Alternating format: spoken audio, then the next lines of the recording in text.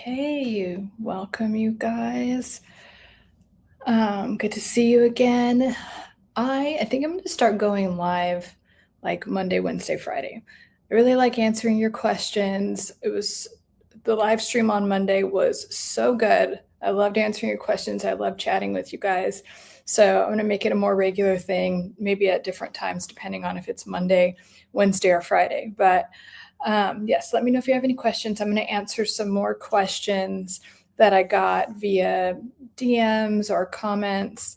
Um, actually, I want to add one about, and I'll actually start with this one so I don't forget, um, about the whole like victim blaming thing. Because I feel like every time I make a post about like, hey, here's what if you're in a toxic relationship, or if this happened and here's a pattern that you have that you don't like, that you want to change. That's why people come to me in my private practice or my courses or watch my videos. It's like, here's a problem and I want to solve it. Now, especially if it's a long standing pattern that you've had, and this could be around food. Like when I first started my private practice, I dealt with like compulsive behavior. So food, it's like, I am so sick of this pattern. I'm sick of attracting this type of relationship. I'm sick of having this relationship with food or money, and like, so the trajectory is that one, having awareness, and one, having the willingness, right? You have the awareness that like, I don't like this pattern anymore. I don't want it to change. And then the second thing is the willingness to want things to be different, and to maybe understand that you'll have to do something that you haven't thought of, or look at things, look at your shadows, look at maybe aspects of yourself that you didn't know they were subconscious or unconscious, or that you haven't been wanting to deal with, that could be really uncomfortable. It's a big reason a lot of people and narcissists don't go to therapy. It's because they don't want to look at part of themselves. It's too threatening to them to feel wrong, and it would make them feel so bad. But if you can look at these different parts of yourself, it's called what's called shadow work. It's such an amazing release. You have the whole, you can finally get rid of whatever was blocking you, and it's usually like an unconscious block, and you're like, oh my god, this whole time I was letting that unconscious fear, that core belief that wasn't even true about me or the world, like ruin my life. And so it does involve like looking at these hidden aspects of yourself, what Jung called the shadow side of you. And that's what you hear about shadow work, is understanding, having, it's not even just the discipline, it's having the courage to look at these parts of yourself that you didn't maybe even know existed. Hello, nice to see you, SCR7 skill zone. So that to look at these parts of yourself that you didn't even know were there, and it's like, holy crap, that's what was blocking this whole time. Wow. And then you're usually so grateful for it. And that's what a therapist or coach, or any type of person that knows what they're doing, they're holding a space for you to explore all of these things. Like, even if you just take my course or anyone's course that's good, they should be holding a space for you to explore these things, these hidden aspects of yourself that were holding you back, these subconscious things, what's called shadow pieces of us. And we all have them. We're all understanding these different shadow aspects of us. And once those are revealed, it's so liberating. It's so liberating, you guys. These unconscious fears, these addictions, these behavior patterns don't control you anymore, and it feels really good. So I talk about that a lot. I'm like, hey, for instance, in a recent post, I was talking about, if the fact that, and it was from a live, actually, I took the clip from the live stream we did on Monday, and I was saying, if you've attracted a narcissist into your life, there's probably an aspect of you that overgives, and that you feel like you have to give so much of yourself to just receive a little bit. And typically when we attract people that are narcissistic, they're huge energy vampires. They're huge takers, and you could never feel like you're doing enough. They drain the life force out of you. So if you are attracting those type of people, somewhere in there, in your mind or subconscious mind, you have an issue receiving. That's what I said. And maybe not an issue, but there's an opportunity for growth to be able to receive like adequately, just for you being you, for you. And this shows up in work. I see people in very like abusive, narcissistic work situations that give so much, and they're getting underpaid for what their value is. And they eventually get like frustrated, but I'm trying to bring it up so you guys can understand that without it getting to a point of like crisis. But and it's okay if you're in crisis. Sometimes crisis helps us like finally hit a rock bottom moment and be like, fuck this, I'm not doing it anymore. So, but all I'm saying is sometimes I'll say that, like, hey, if you have this pattern in your life, it's probably because unconsciously you have this going on. And people accuse me of victim blaming.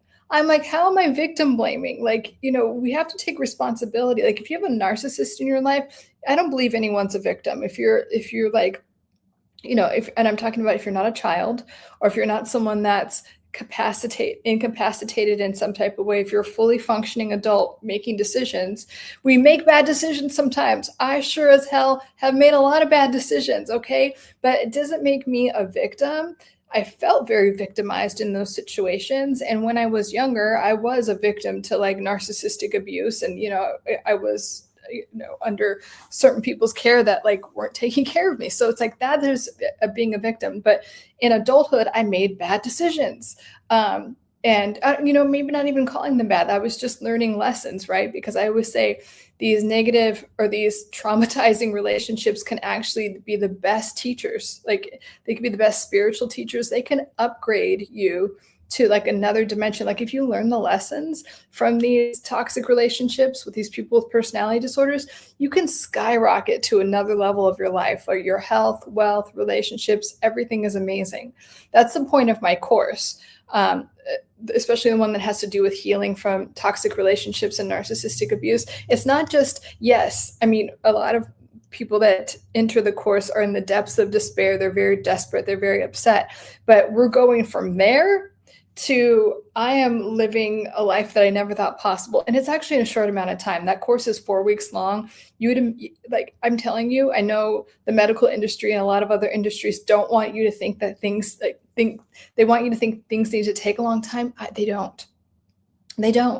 I love getting my clients up and running, and then it's like, hell yeah, let's talk. Let's have some like first world problems. Let's have some like rich bitch problems, is what I say.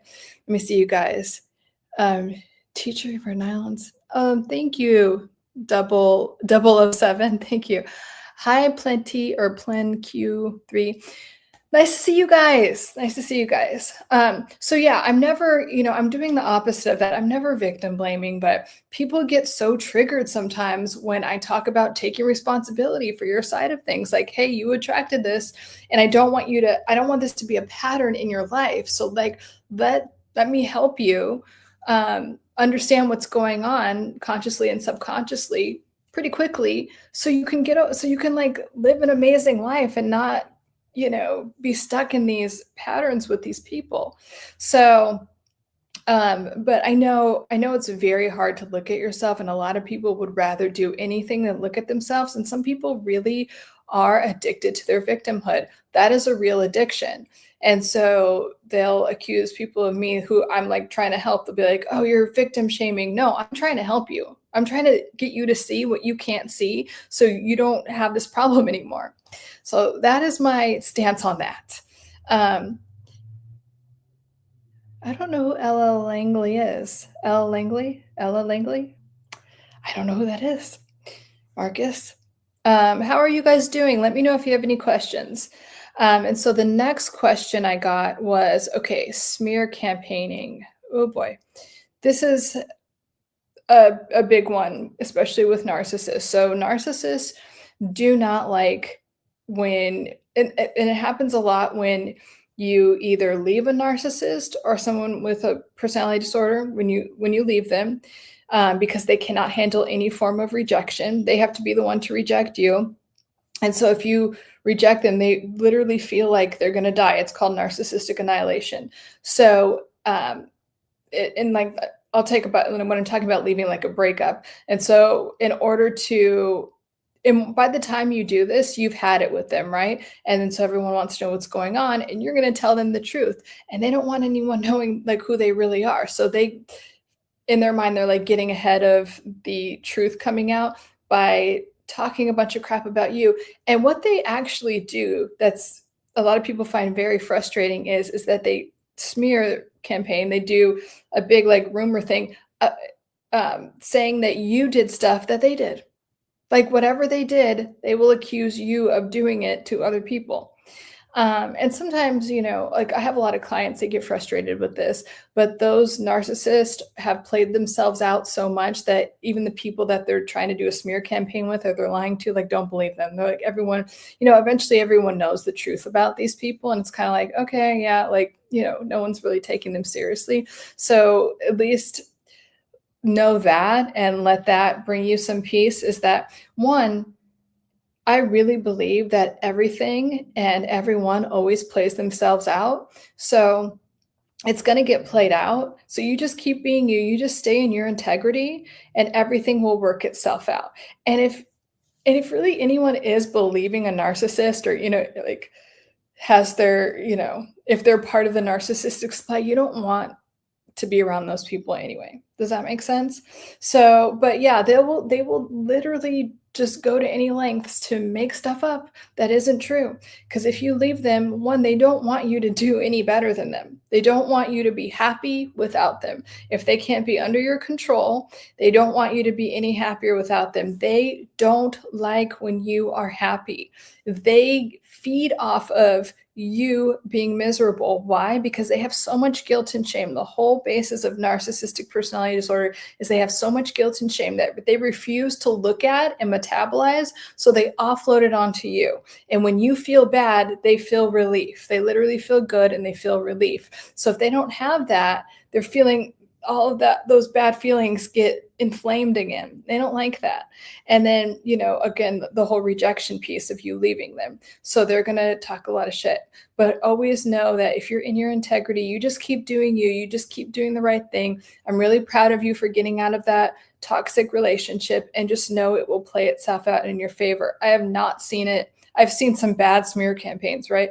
And it always ends up, especially now, and like we live in the digital era. Do you really think you're going to get away, especially if it's like a huge lie that when you're trying to, take someone's like professional relationship or reputation down? Like it's really gonna not go well for you, for the narcissist. So just keep staying focused on what you're doing.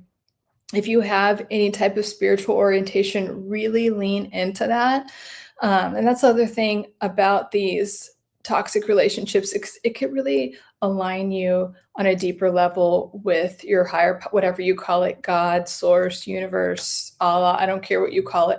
It will align you deeper with that. It's one of the first things I ask what my clients is like, what's your spiritual orientation? So I could speak that language and help you align with that higher power more, because you can't do it on your own. Even like I said, the most famous Carl Jung, right there, one of the most famous psychologists, Carl Jung, said that whatever you want, or whatever kind of healing that you want, it needs to be happening. Oh, hello, Jesse.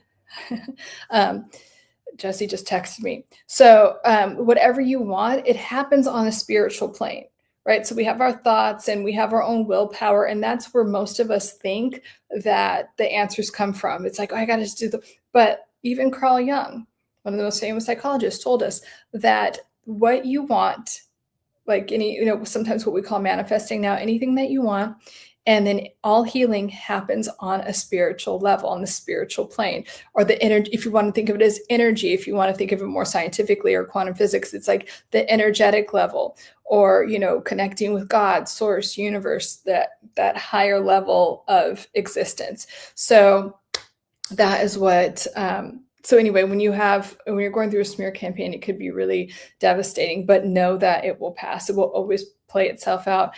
And it's really difficult with children sometimes, because narcissists will weaponize children, during a divorce. And sometimes that takes longer. Sometimes the kids need to grow up and then realize what was going on. And that's sad. And hopefully Carl Jung is great. Yes, he is. But hopefully they do. Sometimes that doesn't happen, and usually those type of children also become narcissists or have like severe personality disorders, so that happens too, and you have to just be okay with that. Like I've gone non-contact with people in my life that are like that, because it's like it's it's too much. It's too much of an energy drain. But the other thing with smear campaigning that you just have to be strategic about, especially if it's at work, you have to document everything. You have to email everything. I have such a hard time sometimes with at first. I mean, I don't have a hard time, but I feel so bad because like these people that have narcissistic bosses, like especially if there's a power dynamic, they're afraid to report things to HR that should be reported. And I have to remind them, it's like, are you going to constantly live in fear? Are you going to constantly, you spend a lot of your waking, like your life at work. So are you going to spend a big part of your life, like literally in this high level cortisol state where you are like really frying your nervous system? Is that how you're going to live your life? Or are you going to provide safety for yourself? What are you going to do? Like, you have to think of it that way. And if you get fired, and usually, I mean, usually the fear is blown up in your mind because like narcissists know how to do that. They know how to trigger a very like primitive fear response. So you're kind of immobilized. So you're under their power and control and manipulation. And it's often exaggerated in our minds, but you cannot live, if you're seeing this and you have like a narcissistic boss or there's any type of power dynamic, you cannot live your life like that. And there is a way out. And I promise you that way and that life away from that will be better. I promise you that, even if you can't see it now. Hi guys. So, and then the other thing is, and this is kind of correlated, but in a different way. So narcissists, they cheat. They always have extra supply in the background. So when you piss them off or they need extra attention, and they never get enough attention. And that's why when you're around them, you feel in your gut like you have to do more. And they, like I was saying before, they siphon so much energy. They drain so much energy from you because you never feel like you're doing enough. And so they cheat. They have other people in the background. But the other thing is that often, especially in marriages, that maybe you don't want to get out of right now for whatever reason. The kids like, or maybe you just don't have the courage. Like some people come to me, they're like, I'm just afraid. Like I've just been in this relationship for such a long time. So if that is the case, a lot of times you're in the situation and then the person that is with the narcissist will also cheat to get some type of emotional, physical, like all of the above needs met from another person. And so I don't think that's talked about as much. Like the narcissist is doing it to get supply, to threaten you, to triangulate, to, feed their addiction, and their personality disorder, right? But if you're in a relationship with one of these people, the other person will cheat just to actually have a real relationship, because it's a very lonely experience being with a narcissist. And so I just wanted to like normalize that, because there's a lot of content on I make a lot of content on that about how narcissists cheat. So you don't feel so alone in that, but narcissists also, their partners typically cheat. And so, but here's the thing, if you're in a marriage or a long-term situation, you have kids, and the narcissist finds out you're cheating, they will make the biggest smear campaign against that. They will weaponize that and use that as a form of parental alienation. They will tell the kids, which is completely inappropriate, that should never happen, but they'll tell the kids, oh yeah, your mom, your dad cheated on me, I'm the victim. So now they're the victim. They're probably also cheating. The narcissist is probably also cheating. But if you get caught by a narcissist cheating, then they'll just make it all about like, I am so victimized, I can't believe you did this to me. And so it's just a bad situation all around, and they'll act like you're this terrible person.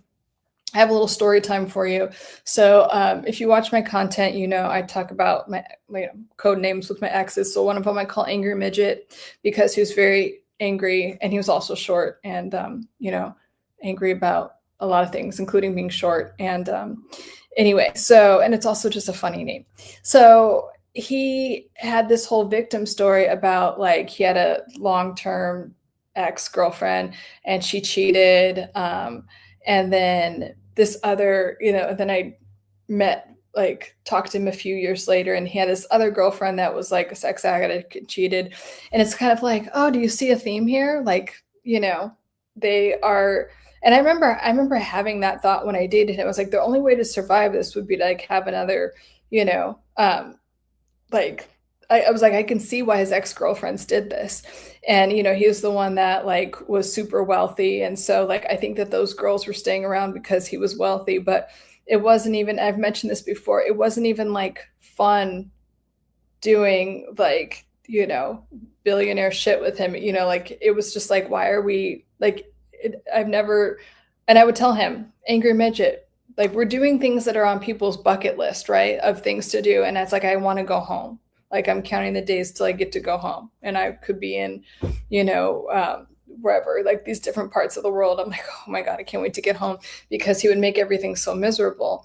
So yeah, he had this whole victim story about like, oh, these girls cheated on me. And I'm like, yeah, they wanted to be with you because you're rich, but like you're not providing any type of like emotional, psychological, physical, like it's just so, yeah, you're going to get cheated. No one wants to, so if that is what's, if you're watching this and you're in a long-term relationship with a narcissist and you had something on the side, it's normal. I would again, like I always tell everyone that watches any of my content, you deserve to be in a safe, loving, stable, secure relationship. You get to have that with yourself. And then, if in a romantic relationship, in your work environment, you get to have that in every area of your life, is peace and safety. Peace is in terms of like on a vibrational level. There's a David R. Hawkins writes about this, about like the energy states. The feeling and state of peace is a very high vibrational state. A lot of times you don't want to be happier. You want to be at peace. And so you deserve to have that in your relationships. Okay. Let me know if you guys have any questions. Hi, Tim. I see you. Nice to see you again. So did you take any of my advice from last time? Because you're saying you're super lonely and depressed. Did you take any of my advice from last time? Are we making any identity shifts? Because like I said before, you could have been depressed since 2014, and you can shift that in 14 seconds. You can make a decision that, okay, this has been this way for this long, and now I'm going to do this. It's just a decision. That's why things like New Year's, like obviously January 1st doesn't have any like symbolic, except it's like the start of a new year, but it's like it feels very refreshing to people, or the Lunar New Year that just happened. But it's like at any moment it could be your new year. At any moment it could be your new life. Jesse, I see what you wrote. But it is worth repeating that at any moment your life can start over again. There's this one creator on TikTok that I really like. She talks about like, anytime you're always a clean slate. Anytime you want to start again, every time your heart beats, it's a new opportunity to start over again. And that is so true. And that's what's so beautiful about life, if you really think about it. Because I've had days where I'm like, oh, this sucks, I hate, and it's like, no, I could change that in a minute. That's how powerful you are, and that's how powerful your mind is. And I think that's pretty fucking cool. And so let me see, what's the I had one about borderline. Oh yeah, borderline. Yeah. I don't think I got to that one last time. So borderline personality disorder it's kind of like the inversion of narcissistic personality disorder. There's a lot of overlapping things, but there's some very distinct differences. Borderline, it got its name because they're like, there's this group of people, they're like kind of narcissistic. It's like more intense than just a regular like anxious type of personality, but it's not quite psychotic. But they have these moments where they're psychotic. So they're kind of like on the borderline of that. That's where they just call them borderline. So, borderline people can dip into like psychotic behavior, where like, meaning like, it's like what they're experiencing isn't happening in reality, or you experience it like they're just making shit up, like, and because they are, and it's usually a form of manipulation. But another salient feature of borderline personality disorder is that they think in black and white terms. There's no gray area. You either love me or you hate me. They have, where narcissistic people are like, narcissistic people also don't like abandonment, but they will abandon you first. They'll be like, to like avoid all of that. It shows up more like avoidant attachment, whereas borderline personality disorder, their attachment style shows up like anxious attachment more. So they, it's like, love me, I can't get enough, like, and it's never enough. And it's still like for their ego validation, it's not real. So their love bombing phase could look very exciting. It's like, oh my God, I'm just so much in lust. And like they weaponize and use sex a lot to do that. Oh my God, I have a good story time about a borderline. I'll tell you about it in a second. But they weaponize sex, or they use it to draw people in. And it's like very like, it looks histrionic sometimes, like, oh my God, you're just so blah, blah, blah. And like, but it could feel really good to someone's ego. Like, oh my God, I'm like so sexy. This bitch thinks I'm so hot or whatever. Men can have it too. Oh no, I just thought of another good borderline story that has to do with a man, because like when the diagnosis first happened, it was only like, well, actually still like people think of it like as primarily women having borderline. Men and women can equally have borderline personality disorder. But I think maybe because it looks very emotional and hysterical.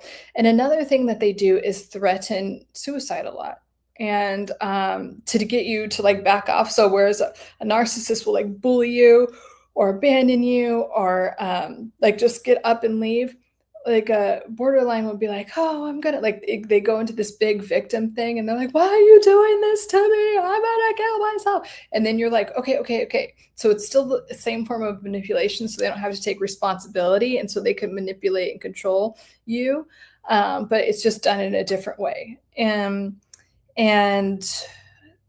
yeah, so those are the main things. And so, yeah, they just have this like an anxious attachment type of thing. And the two kind of story times I was thinking about, one involves a neighbor of mine who was just so borderline. And like, again, they come off like both borderline and narcissistic. They're very magnetic at first. Like they're usually fun. There's something that pulls them. Otherwise, who would deal with them? So she's kind of fun or whatever.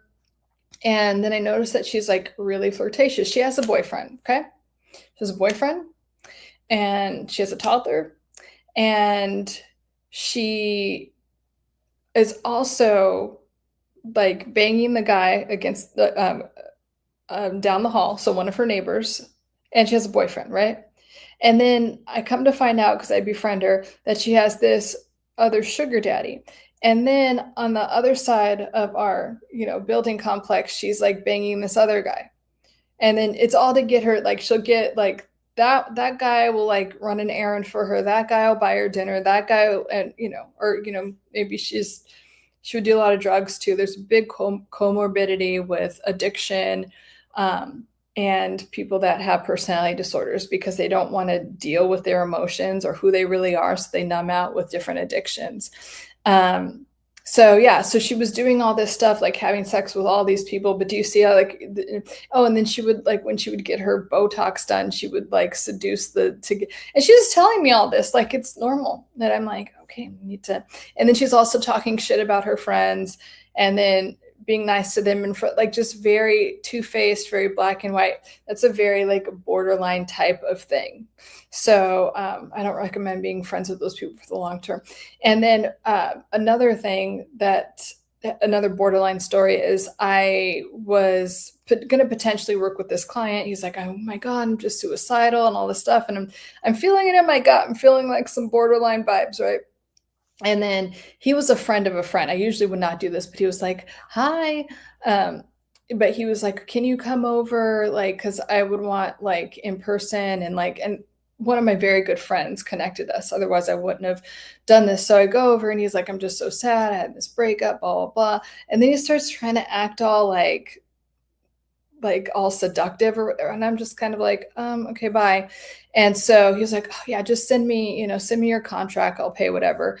And then I like charged him like 5 times as much as I usually charge. And then he just like, oh, never mind. And then he hired another therapist that went over to his house and banged him. Like, you know what I mean? And then he got his ego validated, which is just like, I can't believe a therapist would do that. But anyway, these people like weaponize sex.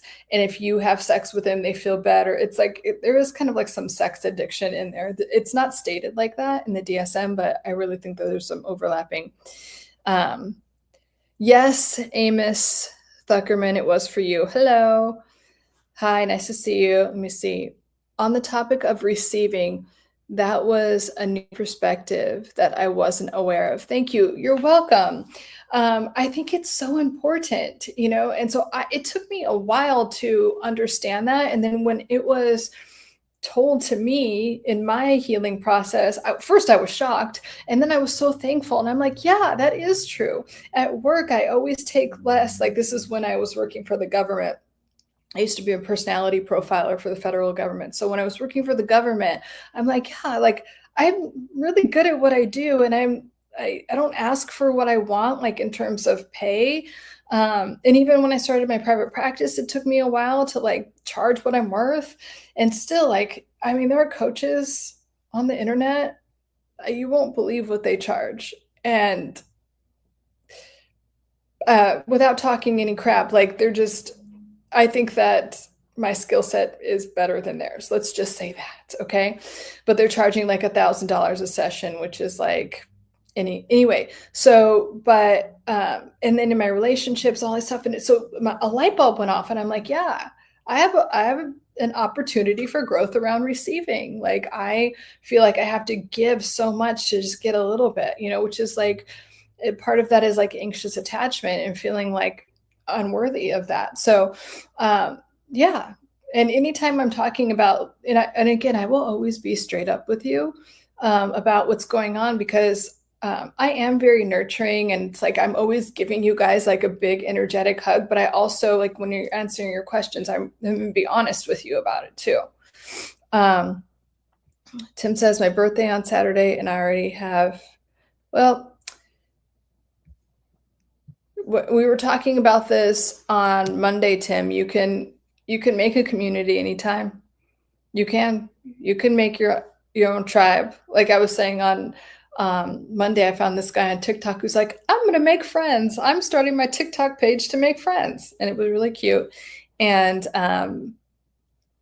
you can do that. You can decide, okay, I was this way. And this is for all of you guys or anyone watching this later. You can decide at any moment, okay, I used to be lonely and depressed, and now I'm not. No, I'm not.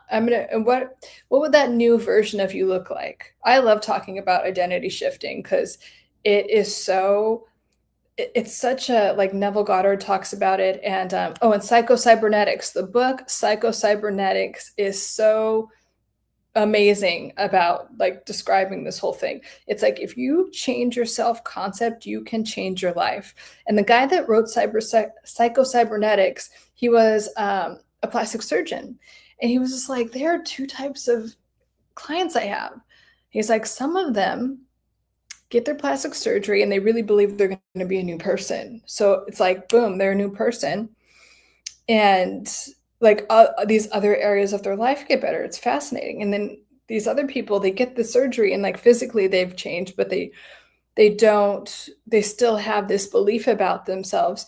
And so sometimes their plastic surgery like it'll go back to the way it was before, which is fascinating. Like, that's how much power your mind has over like each cell of your body. And so, but he was saying that it's because of their core belief. Like, some people believed like they had an identity shift, and some people didn't have an identity shift. So once you decide, hey, this is my new identity from here on out, the world's yours. You hold your world in the palm of your hands. Yeah, exactly, Amos. Talk to somebody. Like, you have to help yourself.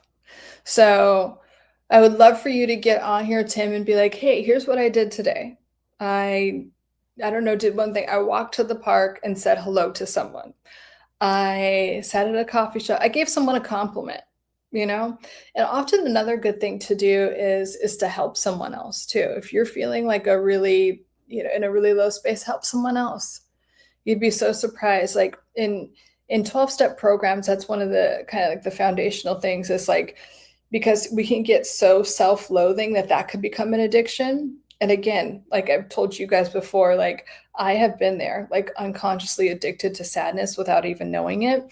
And so like no judgment if that's the case. Just know that you're not alone, but you can't get out of it. And once you do, it's like, oh my God, it feels so empowering. Give someone a compliment, call a friend and just or text someone and say, I'm glad you're in my life. Or is there anything I could do for you? Even if you just get on, I don't know, you could get on a live stream like this and help other people. There's so many things you can do. Let's see, saying hello or good morning may change someone's day. Exactly. Compliments, well, I'm talking about giving someone a compliment, and again, that is a decision you can make. You could decide, like, that's a form of receiving. So you're deciding to not receive compliments. Okay, well, that's on you. But you can give them. But, like, you could either, again, you could say, oh, that doesn't work for me. That doesn't work. You can do that. But I am here to help people. I don't feed victim addictions.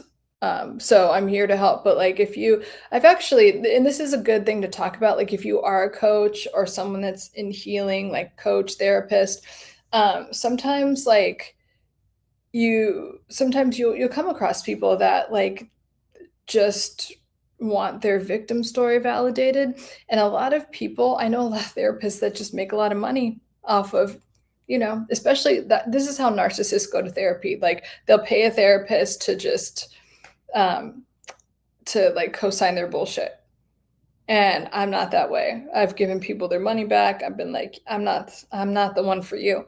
So I work with people that like want to, work on themselves. Like if you watch my videos, if you attend live streams, if you take any of my courses, it's for people that want to fucking shift and level up and rewire their brain. Like my background is in neuroscience and psychology, of course. And so it's kind of like, let's rewire your brain. Let's reprogram you. You came here to evolve, not stay stuck in any addiction. Let's see if you have any questions. Oh, I'm sorry, I missed this one. Is it possible to heal the nervous system while still being around those with... Yes, absolutely, it is. Excellent question, Mike. It is possible to heal your nervous system while still being around cluster B personalities, people with personality disorders. And when you do, they don't affect you. It's like a little repellent, like they don't want to come near you because what they thrive on is dysregulating you, is draining your energy and dysregulating you. So not only are you able to continue to heal and when they're around, but the dynamic changes. And it's just like anything in science. If something changes, the other thing also changes, right? Like if I turn off this light right here, it'll affect like the light balance, right? Like everything affects everything. If you put a pebble in the lake, it like reverberates. It's the same type of thing. So when you shift your energy, first of all, you become the most powerful one. And then everything else will shift. I remember being told this and then just finally like implementing it with the narcissist in my life, and they just shifted. They're like, oh shit, those old tactics don't work anymore. And it feels so powerful to be in such a state of peace that you can't be rocked by any type of cluster B personality disorder. So yeah, great question. And you can definitely heal and inspire others to heal. Mike, yes, great question. By regulating your nervous system.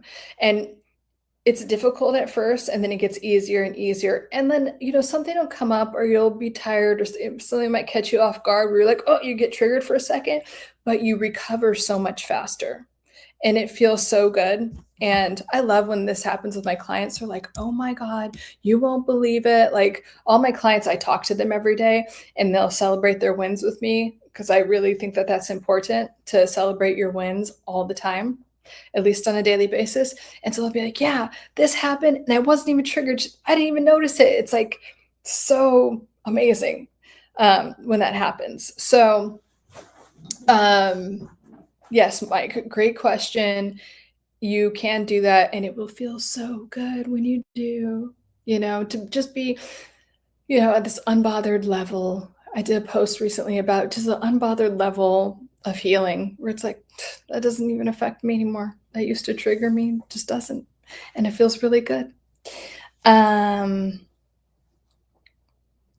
Let's see. Last time I gave someone a compliment, I got slapped for just being nice. Well, I think it would take a lot to get slapped by someone. Why don't you try it again, Tim, giving someone a compliment?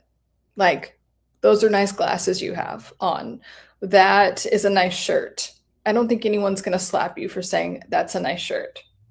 Like, I mean, so I don't know.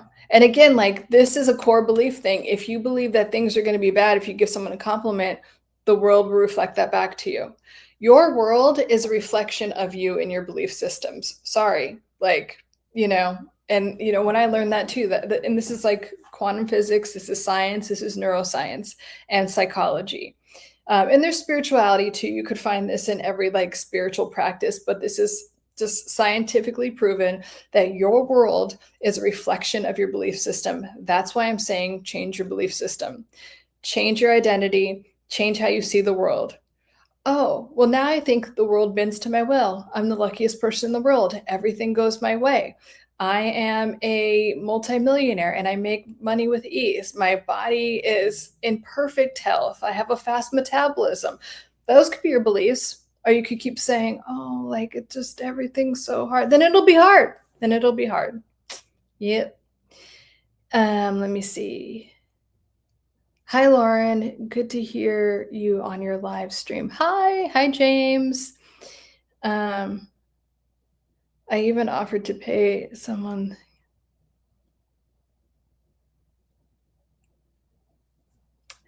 Yeah, well, then change your belief system. How about your new belief system is like, I do nice things for people and people express gratitude towards me. I'm not letting you off the hook. Like, once you shift out of a victim mentality, the world will go your way. End of story. Got more people in here. Nice. Oh, nice. Yeah, Tim. Word 100%, Jesse says. But yeah, I know it can be difficult at first. So, I'm just looking at these questions.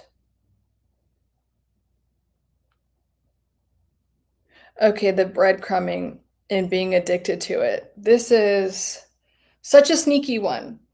And it goes along with the whole thing of like receiving and worthiness, is that when you are in these, and you could be in a long-term relationship with a narcissist, or you could just have like these chronic patterns of being okay with, but not really being okay with, but tolerating, you shouldn't be tolerating, but tolerating receiving or settling for less than you deserve.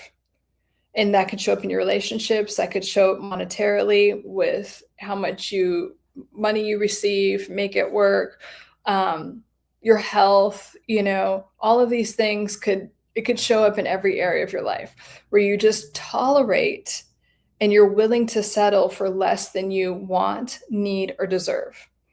And so in these toxic relationships, we get breadcrumbed, we get love bombed, and then you're on this high, you're literally addicted to and you're getting a high off of the love bombing phase. It's called idealization in psychology. And then when it's taken away, we get these cortisol spikes and we're like jonesing to get that back. And then we get a little bit of that, the breadcrumbs, and then we make a feast out of those breadcrumbs. And then you can actually, get used to that. Like your nervous system could be so dysregulated that you kind of get used, you get used to breadcrumbs. And so you unconsciously kind of accept that in every area of your life. And then if you were raised by a narcissist, This can be, and this is what leads to a lot of codependent stuff and you putting up with shit that you shouldn't be putting up with, is because your primary caregiver, which is often your parent, made you feel like that, like you had to just settle. Oh, you should be lucky. You're a brat. You fucking spoiled brat. You're so spoiled. It's like, no, I just want basic needs met. I just want to feel safe and loved. You deserve to have those things, and it's not asking too much. Whatever you want, you're not asking too much. Your desires are divinely placed in your heart because you're supposed to have them. If you understand quantum physics, your desires mean on another timeline that you have access to, you already have those things. That's why in this timeline, you're like wanting it because it's like, oh, I could feel it. I am supposed to have those things. Okay, they're yours. Your desires are meant for you to have because they're yours. Everyone has different, unique desires. And you're worthy of those things. And once you normalize it, then you could have it really easily. Like, of course, I deserve to have this. And again, Neville Goddard talks a lot about that. Like, just normalize whatever your desires are. It's natural. It's natural for me to have radiant health. It's natural for me to have a thriving business, whatever. It's natural for me to have the most amazing, safe, secure, loving relationship. Online I am. Yeah. So the expansionist 93 is Jesse. That's who, when I say Jesse, yes. The expansionist, sorry, the expansionist, sorry. Okay. My bad. Let me know if you don't want me to, I can private this live. I talk to you guys like I know you because I feel like I do. And I really like care about you. But I'm sorry. I could take this down or like I could edit out that. Let me know. The expansionist, let me know. Okay. That gives me hope. Doing the nervous system work seemed like pumping water out of, oh, no. Yeah, I know it can seem like that, but again, change your belief system to like when I work on my nervous system, it automatically changes. Because here's the other thing, and that's why I'm always drilling it into your guys' head. It does not need to take a long time. I feel like the medical industry, especially, and other industries want you to think it takes a long time. So you doubt yourself because your mind is so powerful. So it's like, oh, okay, no, I need these extra drugs and I need this and I need that to like, and you don't. I'm here to tell you that you don't. And I think sometimes my stuff gets censored, but I don't care. Like it does not need to take a long time. So once you decide like, hey, when I work on myself for 10 minutes in the morning or whatever it is, and every time I think about if I'm rewiring my nervous system, it works.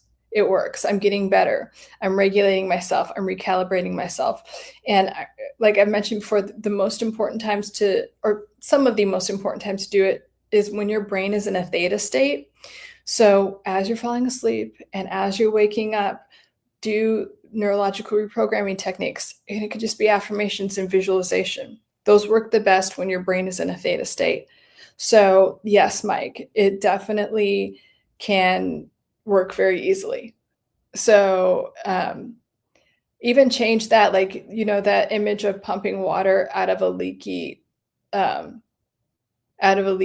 Like imagine like it's just a perfectly sound boat and it's just everything, like change that image, recalibrate that image. So we're uninstalling that belief. And it's like, of course my mind is so powerful and all these techniques, they just immediately work and then they will. James, how much time do you think to heal from a 6-year relationship with 2 children? I mean, really, it could take as long as you want. I don't ascribe to like the whole, oh, it takes half the time you're in the relationship. I think that that's bullshit. And again, we don't want to bypass anything. We don't want to suppress anything. We want to fully feel everything. And that is really the essential part of it, is like feeling all of the feelings of grief. And like the more work you do, again, I do recommend journaling if you're not working with someone, but even if you are working with someone, like journaling as much as you can helps so much. Like it can really reprogram your brain. So I don't feel like it has to take that long. Now, we can hold on to things. Some people hold on to things for a really long time, and some people really do release it. And when you're releasing things, what you're actually doing is expanding your ability to experience real love, and you're expanding your ability to experience and have and hold real peace and know that you're worthy of that. If you really have the belief that, yes, I'm worthy of this, then you can have that. And I've seen things change really quickly. I've seen people like that, I've worked with that have been in like the most like terrible, like traumatizing marriage, and they had a traumatizing childhood and then just repeated it in their marriage, got out of that marriage, worked on themselves, like really just worked on themselves, and then were able to like attract a really good, safe, loving, supportive, romantic partner and they're in a good marriage, and it didn't take that long, and they weren't like running to the next relationship like a lot of narcissists do, or a lot of people that are traumatized do, like really doing the work. But I promise you, it can be released, and you can heal from it.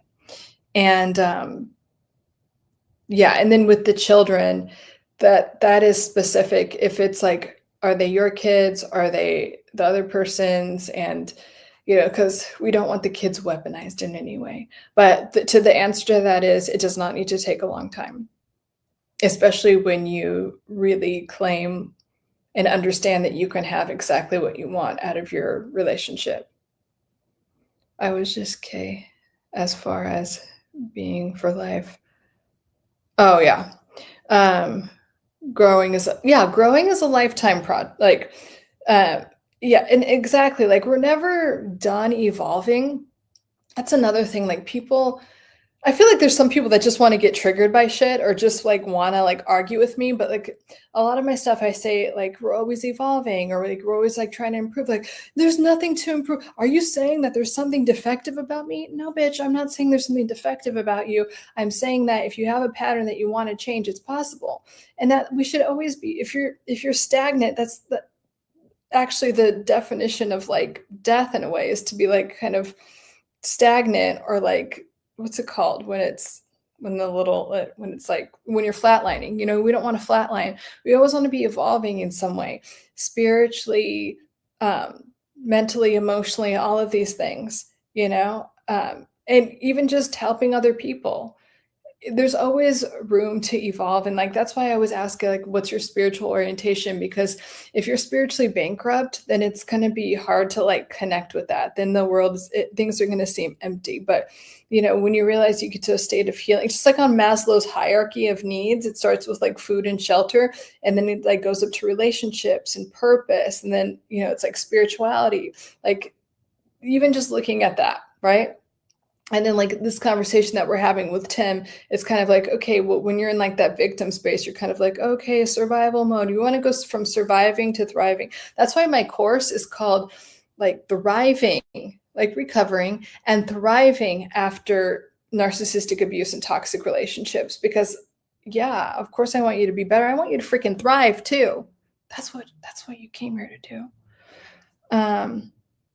What does it mean to do the work? Excellent question, James. So when I say do the work, I'm talking about reprogramming your brain and rewiring your brain and reprogramming your nervous system to be in a state of peace, where you can literally thrive in every area of your life, your health, wealth, relationships, and career. And we all have things that we want, and we all have like aspirations. So to get you there, so to do the work is, I mean, you could look at any of my videos. Most of them have some type of neurological reprogramming technique, or a way to change a core belief about something. Like, hey, you might be thinking of something this way. What if you thought about it this way? And so really it's just recalibrating your identity, like how you see yourself, your standards, which is why I often talk about you guys writing down what your standards are. If you don't know what your standards are, you will settle for less. So writing those down, and just constantly like doing self-evaluation and looking at yourself. That's how you understand your shadows, and that's how they don't rule you anymore. They're not like just in your subconscious mind taking up a bunch of space and kind of low key sabotaging you. So, and like modifying behaviors that get in the way is another way to do the work. So, if it's it could be something that a lot of people don't like. Oh, I tend to binge watch TV and stay up too late, blah, blah, blah.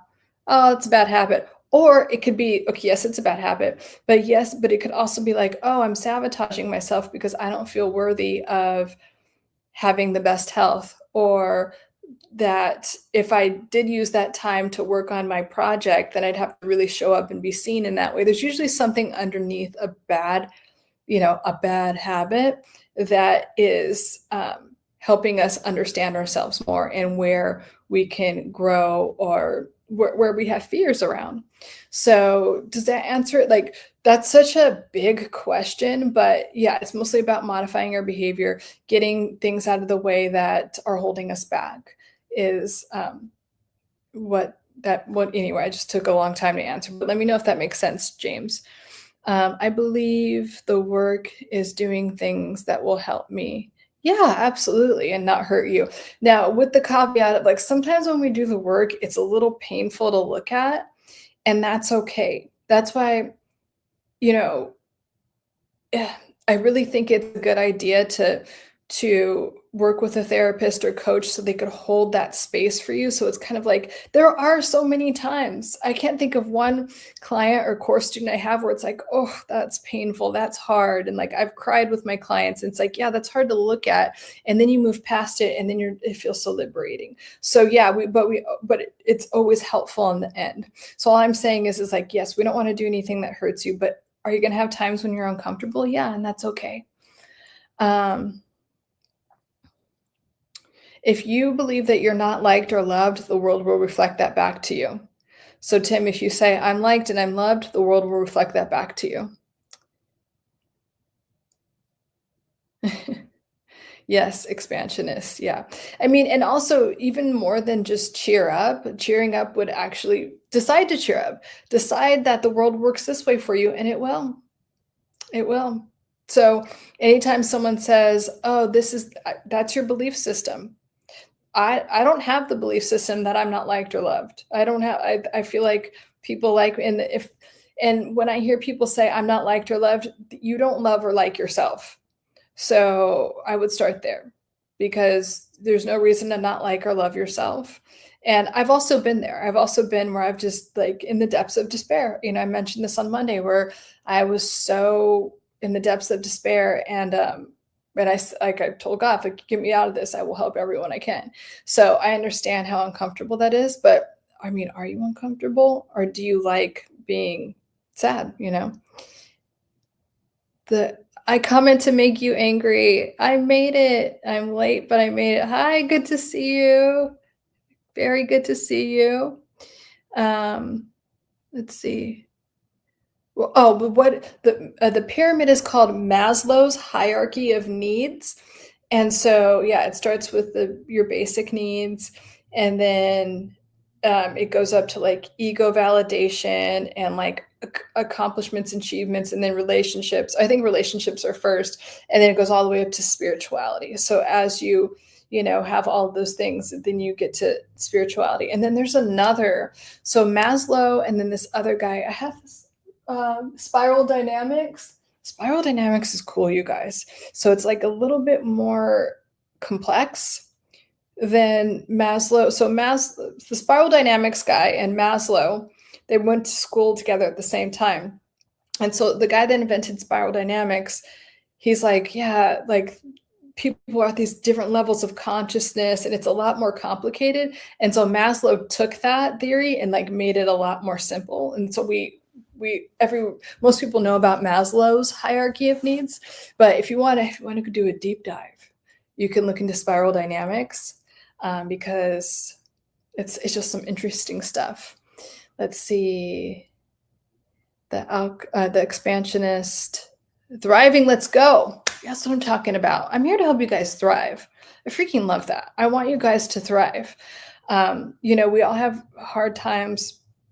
And those hard times could be the catalyst to get you to your best timeline, to get you to the best, most like epic time of your life, like where your health, wealth, relationships are just on fire, right?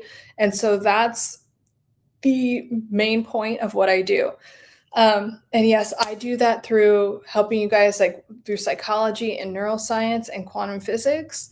But some people do it through Reiki. Some people do it. This is just what I'm helping you guys. I really want you to thrive. I want you, and then you could help other people, and then you could be of service more, and then it makes everyone, you're doing it for the greatest good of all. It's not just like this selfish thing. Some people are so feel so bad about themselves and that they're like, oh, that'd be selfish. No, it's actually you're being selfish if you stay small. You're supposed to share your gifts, skills, talents, and abilities with the world. So we want you to thrive so you can do more of that. Hello. I have so much respect for you. I'm just here to listen and learn. I'm right here. I'm right there with you. Oh, thank you. I comment to make you angry. Appreciate that. And again, let me know if you guys have any questions, but thanks so much. James says, thank you, or thanks for your service. You are helping me. Oh, you're so welcome. You are so welcome. I love helping you guys. So yeah, and you guys ask such good questions. I'm looking at my other questions here.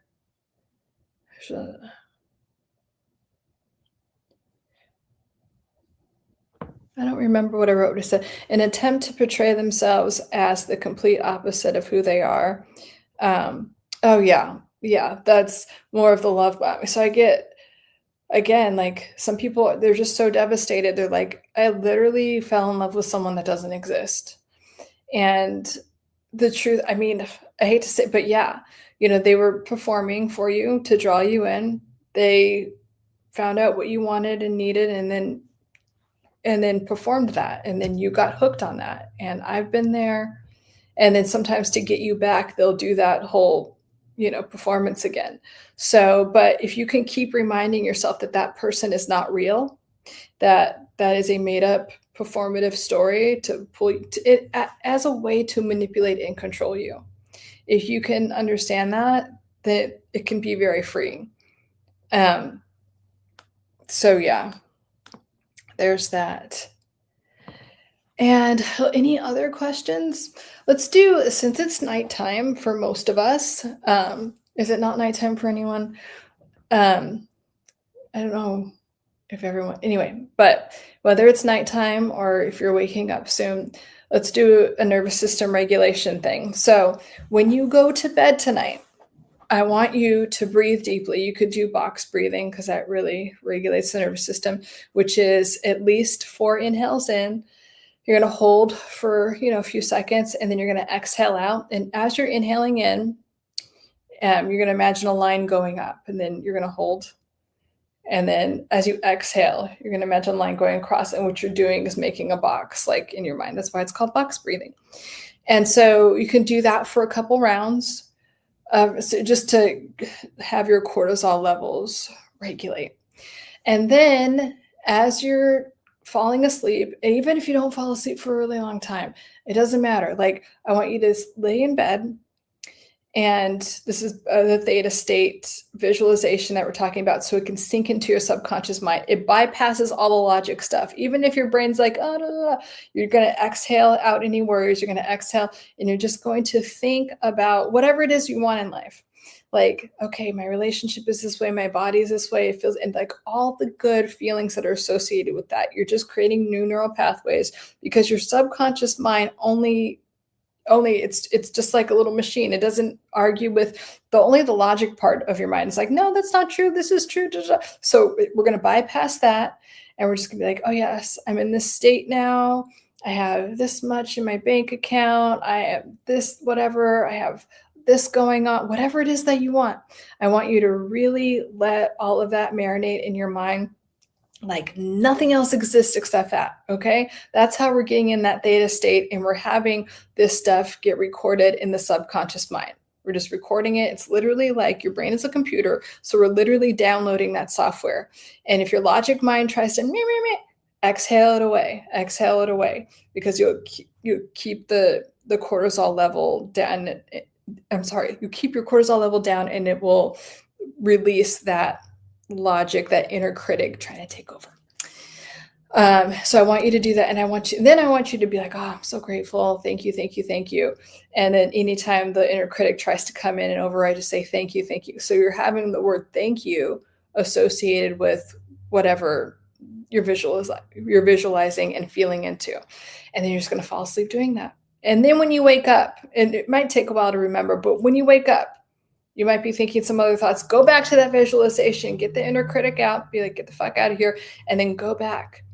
Okay, thank you, thank you. Oh, it's so great that I'm waking up in whatever, this state with this health and this wealth and this relationship, all the things, while your brain is still in that theta state or reprogramming. Okay?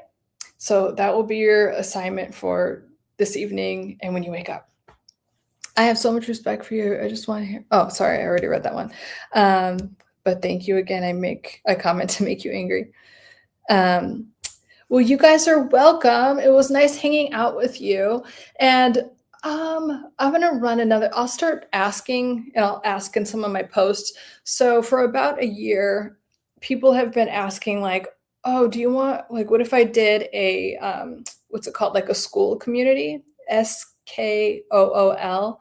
In case you're so makes you laugh. Oh. And so like it would be like this, but it would just like I would have chats with you guys 1 or 2 times a week, but like it would be a smaller community and like we'd probably be more interactive. Like I'd have a Zoom call set up or something for you guys, and then you could answer more of your stuff in depth and make content that's just like, for members only. So people ask me about it and I go back and forth on it, but let me know if you think it's a good idea. I will set it up if you guys would be into it. And then, yeah. So anyway, I'm just thinking out loud, but if that's something like, and I was thinking like I would do different categories, like, hey, here's what to do at work. Here's what to do in relationships. And then, we could just have different subjects. So that's what's going on. I'm always trying to do new projects and things and make more content for you guys. So I might start a school community. I want it to be like, I don't know, a way to interact with you guys more. And I want it to be super helpful. And I want you to go into the community and be like, okay, this is enhancing my life. Like, okay, we're going to go live and like have a Q&A session and talk to Lauren, or like, you know what I mean? Like I want it to be like super beneficial. And it would be like a school membership. You'd like pay a smaller fee and then, you just get access every month. That's what school memberships do. So I'm thinking about it because I get a lot of questions about that. Yeah, holding space for the people here is very kind. Oh yeah, you're welcome. Yes. And that is my job, is to hold space. Even if you're just watching a video that is posted that is from, I don't know, a year ago, it's still me holding space for you. But yeah, it's nice to do it live and answer your questions. But yes, and if you're a coach or a therapist, know that that's your main job, is to hold space for people. Because sometimes people don't get that. But you are so welcome. I love holding space for you guys. So until next time, again, DM me if you have specific questions, or if anything comes up between now. I was thinking to go live Monday, Wednesday, Friday, or Monday, Wednesday, Saturday, or just anytime, that it comes up, but like getting a schedule going. So we'll see how that goes. But thank you all for being so amazing. It's great to see you guys here and answer your questions. Such good questions. Okay. So have fun working on that self-concept shift around changing your core beliefs and then doing that theta brain exercise that I gave you.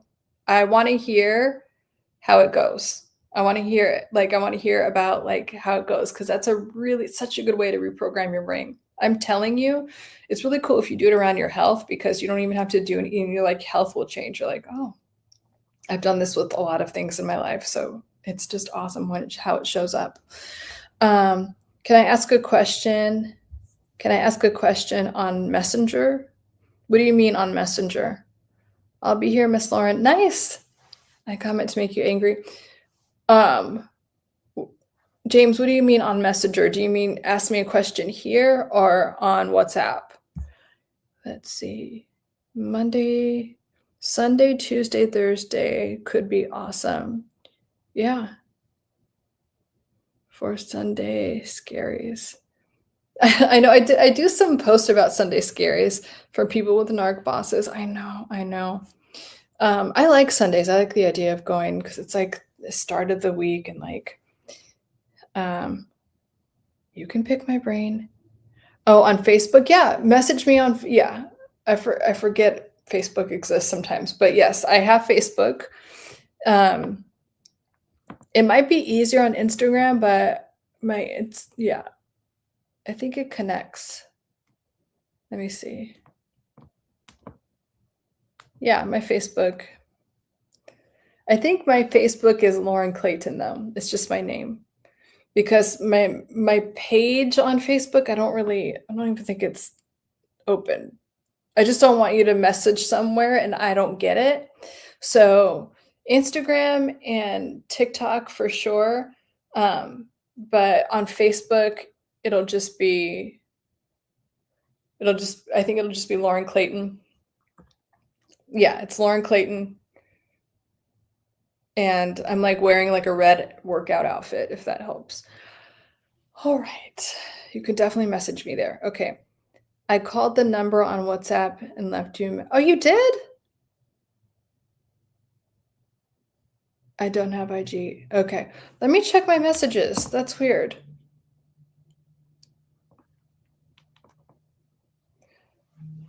I'll message you back after this, James.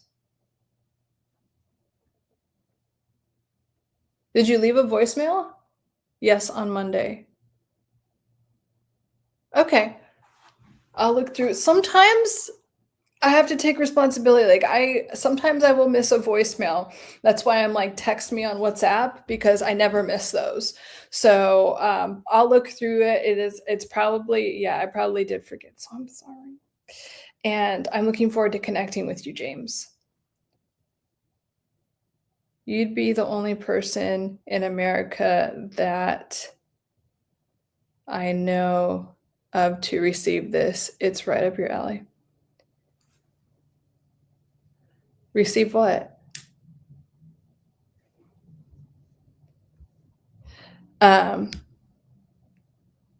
Yes, James, we will connect and I'm looking forward to it. I will check my voicemail more thoroughly. I'm so sorry about that. I do not like missing messages. That's why I'm always like, text me on WhatsApp. Do you have WhatsApp? I just want to make sure. I called the number on WhatsApp and left. Okay, so I guess you do have WhatsApp. We will figure it out, James. Okay. I'm looking forward to connecting with you. All right, guys. So fun talking to you and connecting. So okay. Then James, I'll just regular text you, okay? And we will connect. Literature about what? Remember we spoke about the different yes. I need to learn more about that. Yes. The different parts of the soul. I need to know like what literature exactly. Because I'm always reading stuff, so I need to look that up in my spare time. Thank you for reminding me. I comment to make you angry. It's religious scripture. Oh, nice. That's interesting to me. Okay. I have to put that on my to-do list. That's so cool. Okay, thank you for telling me that. I comment to make you angry. I'll look into it more and then we could chat about it in the next live stream amongst other things and it will be interesting. All that stuff is like I don't know, I feel like it's all connected. I feel like it's all ancient wisdom. So I think some of it gets misinterpreted, but I think ancient wisdom is all, it's in spiritual text, it's in science, it's in quantum physics. It's all kind of saying it's not, it's loosely saying the same. It's all getting us in the same direction. It's all the North Star is all pointing the same way. So I'm looking forward to it. Thank you for reminding me. All right, guys. I look forward to connecting with you guys again. I'm gonna continue to be on here regularly. I do love the idea of Sundays and the Sunday scaries and just getting ready for the week. And I want to get you all to a point where you don't have Sunday scaries anymore because I used to have them so bad.